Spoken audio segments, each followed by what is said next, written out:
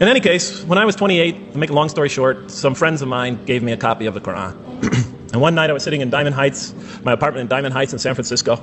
I was working that time at the University of San Francisco. I was 27, 28 at that time, I can't remember. And I ran out of stuff to read, and I took this gift that my friends gave me and I began to read it. And I came to the first verse. Well, I opened the Quran, read the first page, then the second, and then very quickly, in the second surah, about 37 verses into the Quran, I came upon the story of mankind.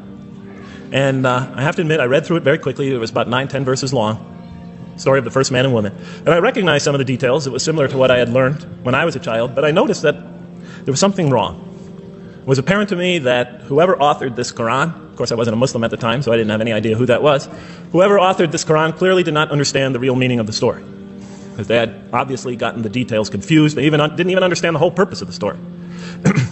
And so I just read through it once, and then I read through it again, just to try to see what kind of point the author was making, and then I read through it a third time and a fourth, and then I realized this is something strange going on here. I'm going to read this much more carefully. I'm going to need to go through this story line by line, verse by verse, because it's obvious that the author is trying to bring out another point, and I wasn't quite sure what it was, but definitely he packs a lot of meaning into almost every word. And I thought the writer at least seems to have a great measure of brilliance. And so I'll try to sort of take you through what my experience was as quickly as I can. So I came to the 30th verse of the second surah, Surah Al-Baqarah, and it began like this.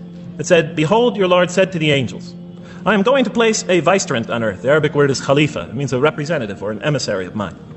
"I am going to place a vicegerent on earth." And they said, the angels said, "Will you place therein one who will spread corruption and shed blood, while we celebrate your praises and glorify your holiness?" And God said, he said, "Truly I know what you do not know." See, that's the verse that hooked me. That's the verse that caught my attention. That's the one that kept on making me read the story again and again and again. Because listen to the way it begins. "Behold, your Lord said to the angels, I am going to place a representative of mine on earth, a vicegerent of mine, an emissary, one who acts on my behalf." I thought, that's not the way it goes. You're not supposed to be placing man on the earth in some positive role, some elective office. You place man on earth as a punishment for his sin. Clearly, I knew the author didn't quite get the point. But still, it was an amazing line. But then I come to the next line, and it says, "And the angels say, will you place therein one who will spread corruption and shed blood, while we celebrate your praises and glorify you?" I looked at it again. I couldn't believe the question. They said, "Will you place therein one who will spread corruption and shed blood, while we, the angels, celebrate your praises and glorify you?" I looked at that and I said, exactly. That would be my question. Why would you create this being, supposedly for some positive role, when he's capable of doing tremendous wrongdoing? When he could spread corruption and shed much blood? Why would you create this violent and pernicious creature when you could create angels? As the angels clearly say, while we, the angels, celebrate your praises and glorify you. They were asking one of the most fundamental questions in the entire history of religion. Why create you, man, this utterly fallible creature, this creature who could rebel against God's will, who could do such tremendous wrongdoing, who could wreak havoc like no other creature on earth, when you can make them angels? And look where the question is being asked. It's being asked in heaven. It's almost like saying, look, why don't you just make them angels and be up here in heaven with us, you know? Why don't you just make them angels, pop them into heaven, he's fine. Why would you put him on earth, where he can feel distant from you, where he can work out his worst criminal tendencies, act them out, feeling somehow independent and apart from you and free to do whatever he wants, when you could just make them angels and put them into heaven and make them perfectly submissive to your will? I looked at that question and said, that's my question. I'm not even a single verse into the story of mankind, and there before me I see my question. That whole question, everything that I ever thought, everything that I ever experienced, everything that I ever knew was in that question. It was as if the author took my life and wanted to pick out exactly the right question to humiliate me, to provoke me, to anger me. Why create man, this most destructive and violent creature, when you could make him angels? And then look at the answer. And he said, God said, "Truly I know what you do not know." You know, in modern parlance, we would say, I know exactly what I'm doing. I read that and said, what? You know what you do not know? You know exactly what you're doing? Well, please inform me. Tell me what you're doing. Because, you know, I'm 28 years old and I haven't figured out it yet. And I have a lot of issues that I'm still dealing with that's connected to this question. You can't just get off that easy. You can't just tell me you know exactly what you're doing. Not after what I've been through. Not after you made me this way. And then I realized, of course, I was arguing with a God I didn't even believe in. And that would happen several times as I read through the Quran. And sometimes I would just get into so agitated by what I read, I start arguing with this voice that I'm reading before me, that's calling to me.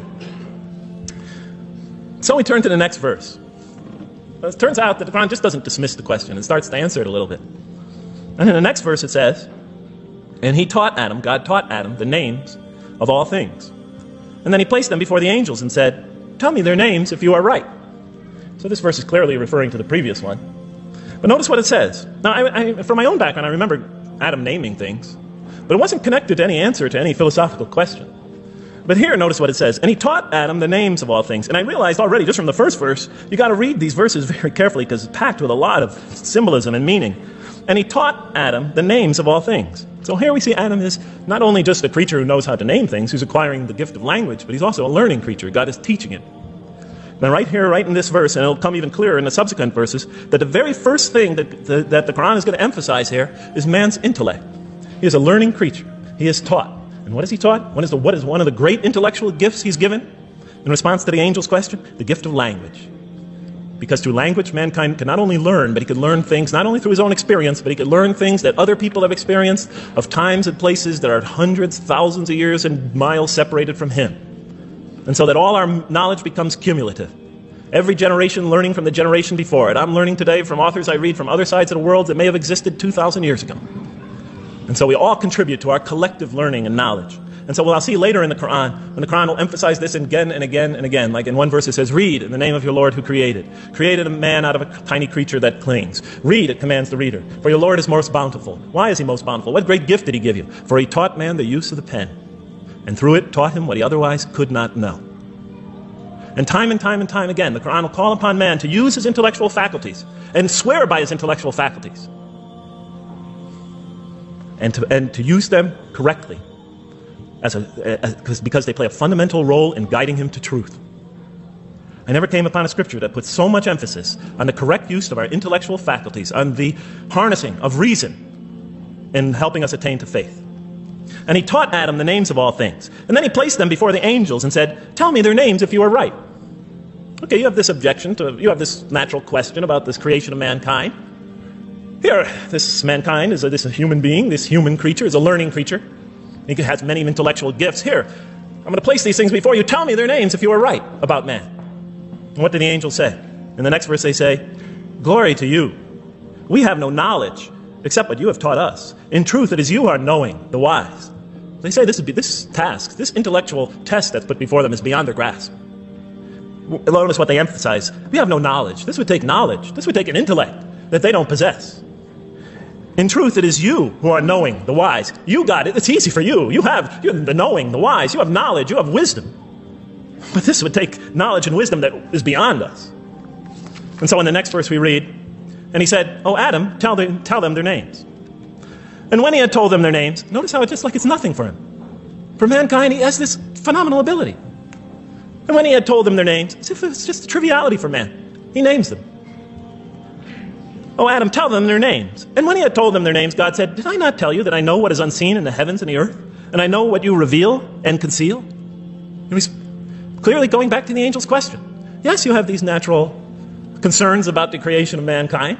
Yes, he could do these evil things. But look at this tremendous intellect he has. This is something you have overlooked, that you haven't considered. And that's clearly the point of these verses. Even though I felt that the author didn't quite, it was as if I realized that he didn't misunderstand the story. He was taking one of the great stories in the history of humankind, one of the fundamental greatest stories in the history of mankind, and molding it and using it as a vehicle for an entirely original message. And God said, did I not tell you that I know what is unseen in the heavens and the earth? And I know what you reveal and what you conceal? In other words, didn't I tell you I know exactly what I'm doing? And then in the next, and didn't I not tell you that I know what you reveal and conceal? I looked at that. What question what did they reveal and what did they conceal? What did their question reveal and conceal? I thought about it for a minute. Oh, it's obvious. What did their question reveal? You just go back and look at the question. It revealed the sinful and sinister propensities of man. I mean, it's obvious, right? Why are you all looking at me like that? You're starting to scare me. You're all looking very serious. Am I losing you? Wow. Okay. So they